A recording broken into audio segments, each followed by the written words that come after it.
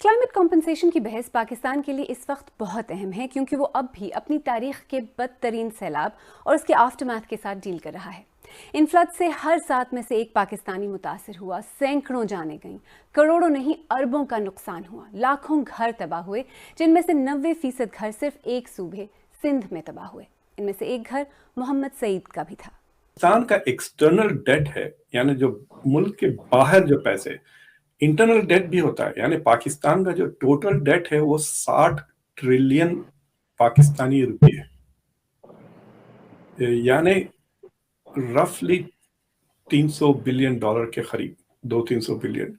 तो उनका जो एक्सटर्नल डेट है it is nearly equal to the internal debt, थोड़ा सा कम है, यानी 40-60%। तो एक्सटर्नल डेट इनका 130 बिलियन डॉलर की इकोनॉमी को शायद पूरी दुनिया याद रखेगी कि पाकिस्तान की इकोनॉमी को लौती ऐसी इकोनॉमी है जिसमें ना जाने कब क्या हो जाए, ना जाने कब कौन सी चीज़ अचानक कहीं से भी कूद फांद के आ जाए और इनकी इकोनॉमी नीचे ले जाए। इनके यहाँ महंगाई बढ़ा दे, इनके यहाँ इन्फ्लेशन कई कई गुना बढ़ा दे, इतना बढ़ा दे कि वो जानलेवा हो जाए। अचानक से कोई 100 रुपये की चीज़ चंद दिनों बाद देखो 150, उसके कुछ दिन बाद देखो 200, 250, इस तरीके से बहुत कम समय में बढ़ती चली जाए। ऐसा सिर्फ पाकिस्तान में ही होता हुआ में नज़र आता है।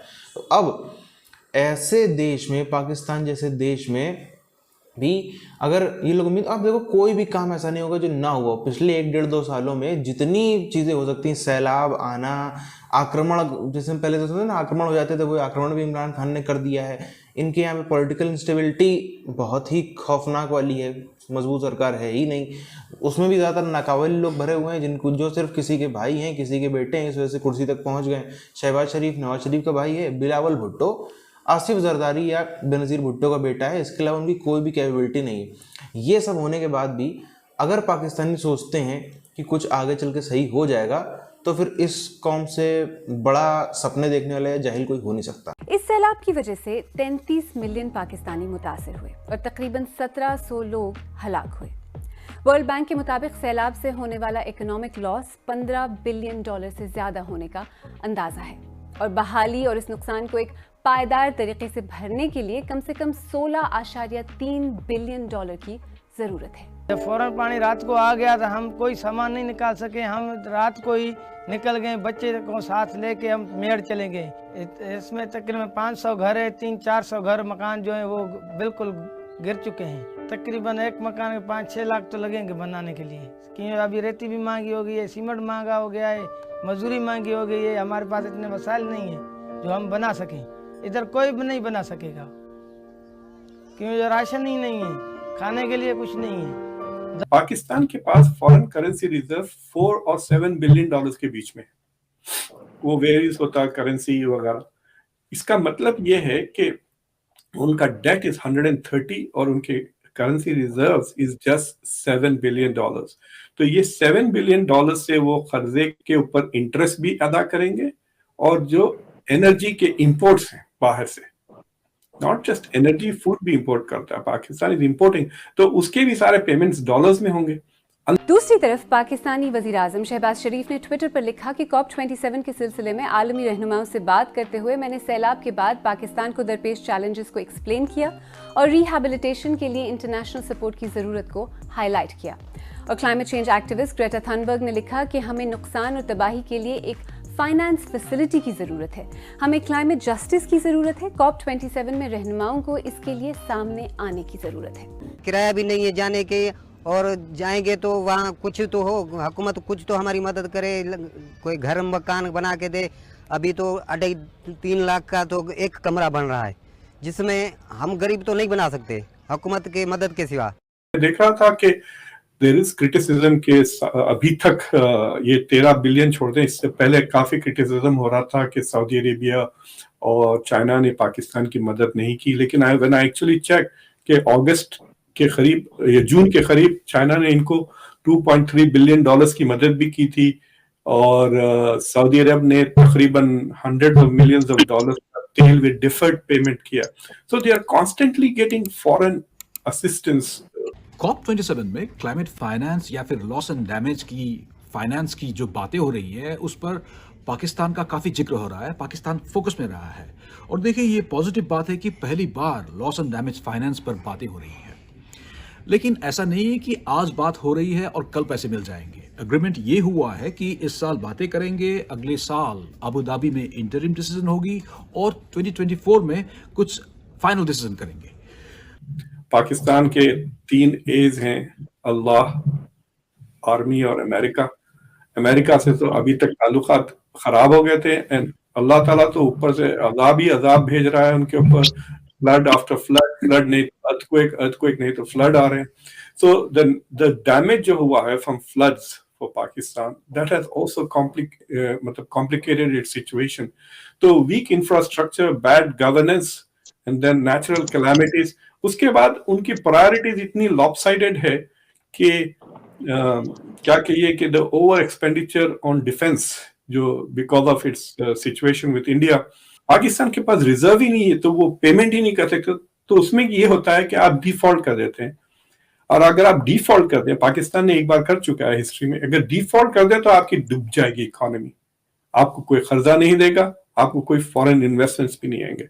मैं देख रहा था कि फॉरेन इन्वेस्टमेंट भी पाकिस्तान में इतने लो हो गए, इट्स लाइक 80-90 मिलियन डॉलर आ रहे हैं per month, like nothing compared to say 5-6 billion dollars जो इंडिया में रेगुलरली आते हैं पेशेंट। तो अब अगर इनको फ्यूचर ट्रेड करना है चाइना से, तो Pakistan will have to provide a very serious security arrangement to Chinese investors, Chinese businessmen जो वहां पे आके काम कर रहे हैं। और सिक्योरिटी अगर नहीं मिली किसी मुल्क में तो private investor will run away. वो because country में तो at least because the government has taken a decision, the government will have to continue. और पाकिस्तान की economic situation became worse and worse under his governance. उन्होंने ऐसा कोई कमाल नहीं किया to solve it. Plus he is committed to the idea of a welfare state. वो बार-बार कहते हैं कि I want to create a welfare state. अभी to create a welfare state you have to have a large amount of income for redistributing wealth. मतलब अगर गरीबों को आप बहुत पैसे देने वाले हैं स्टेट की तरफ से, तो आप बोरो करेंगे या डोमेस्टिकली जनरेट करेंगे। पाकिस्तान का एक्सटर्नल डेट 130 है, इंडिया का एक्सटर्नल डेट 620 है, ठीक है, पाकिस्तान से 6 गुना ज्यादा। लेकिन इंडिया की जो इकोनॉमी है इट्स 3 ट्रिलियन,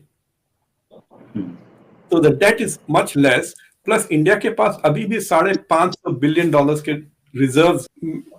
चाइना के साथ पाकिस्तान के साथ जो भी ताल्लुकात हुए हैं, ये give you an example, independence से लेके अभी तक अमेरिका से $60 बिलियन पाकिस्तान को मिले हैं, around 60 to 70 billion dollars. Most of it is grant and take the money.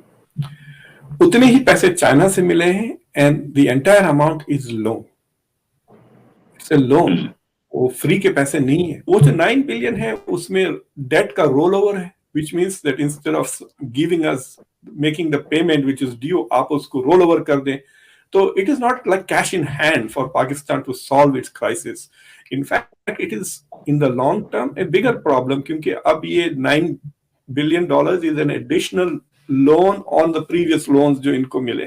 पर पिछले 1000 सालों में जितनी आपदाएं आई हैं भारत में भी खासतौर पर उत्तर भारत में, जो ये पूरा पंजाब, दिल्ली, पश्चिमी यूपी और इधर वाला जो क्षेत्र रहा है, जिसको मेजरली उत्तर भारत बोला जाता था, दिल्ली के आसपास वाला एरिया, मतलब कुल मिला के, उसका आपको पिछले 1000 सालों में क्या क्या त्रासदियाँ आई थी, क्या क्या खराब चीज़ें हुई थी, सब अगर देखना है, आप पिछले 1-2 साल का पाकिस्तान का रिकॉर्ड उठा करके देख लो, पूरी आपको ऐसे पिक्चर का एक रिवीजन मिल जाएगा। आप देखो, आक्रमण होते थे, यहाँ पर भी आक्रमण हो रहे हैं, वो भी ऐसे आक्रमण हो रहे हैं जो बड़े खौफनाक किस्म के आक्रमण हो रहा है पाकिस्तान में।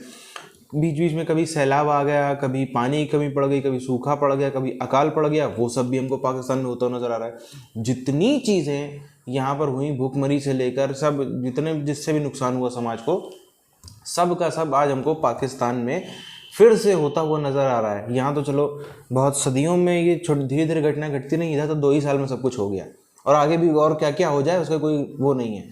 अभी भी आप देखो, कोई भी नेता भारत में ऐसा है जिसने 4-5 साल सरकार चलाई हो, कुछ भी ऐसा ढंग का ना किया हो, कुछ भी उसका अचीवमेंट ना हो, फिर भी वो इतने भारी जनादेश के साथ, भारी जनादेश तो अभी खैर नहीं है, लेकिन भारी जन समर्थन अभी है, इतना भारी जन समर्थन उसके साथ में खड़ा हो, वो जन समर्थन जो चंद दिनों पहले किसी को गालियां दे रहा था कि क्या है ये, महंगाई बढ़ा दी, ये कर दिया, वो कर दिया, नहीं चाहिए हमको इमरान खान, अब देखो लव यू इमरान खान चल रहा है इन लोगों का। यही जाहिलियत है पाकिस्तानियों की, सिर्फ और सिर्फ इनके लिए महंगाई, खाना ना मिलना, स्कूल ना मिलना, अस्पताल ना मिलना, कुछ भी मायने नहीं रखता, सिर्फ मायने रखती है रिलीजियस आइडेंटिटी और इस टाइप की ड्रामेबाजी। जिसने बोल दिया कि मैं बड़ा रिलीजियस आदमी हूँ, मैं बड़ा मुस्लिम हूँ, वो उसके पीछे पूरी पूरी कौम चल देती है। आप देखो कोई बात भी इमरान खान के आपको किसी भी स्पीच में, किसी भी कुछ में आपको ये नहीं सुनने को मिलेगा कि मैं ये लोग घर घर में लोगों को घर दूंगा, मैं लोगों को मकान दूंगा, मैं लोगों को स्वास्थ्य व्यवस्था अच्छी करूंगा, मैं लोगों के लिए किसी भी प्रकार की स्कीम लेकर के आऊँगा, कुछ भी नहीं। मैं सिलेंडर दूंगा, बिजली दूंगा, उज्ज्वला, ये बोल रहे दुनियादारी, कुछ भी दूंगा, कुछ नहीं। सड़क बनवाऊंगा, ये बनवाऊंगा, कुछ नहीं। सिर्फ हमें फ़ौज के खिलाफ जिहाद करना है, हमें अमेरिका को उसकी औकात दिखानी है। जो डरी हुई कौमें होती हैं वो सब कुछ झेल जाती हैं, हम डरी हुई कौम नहीं, इसलिए हमको सब नहीं झेलना। सिर्फ इतने से आगे इमरान खान की गाड़ी बढ़ ही नहीं पा रही।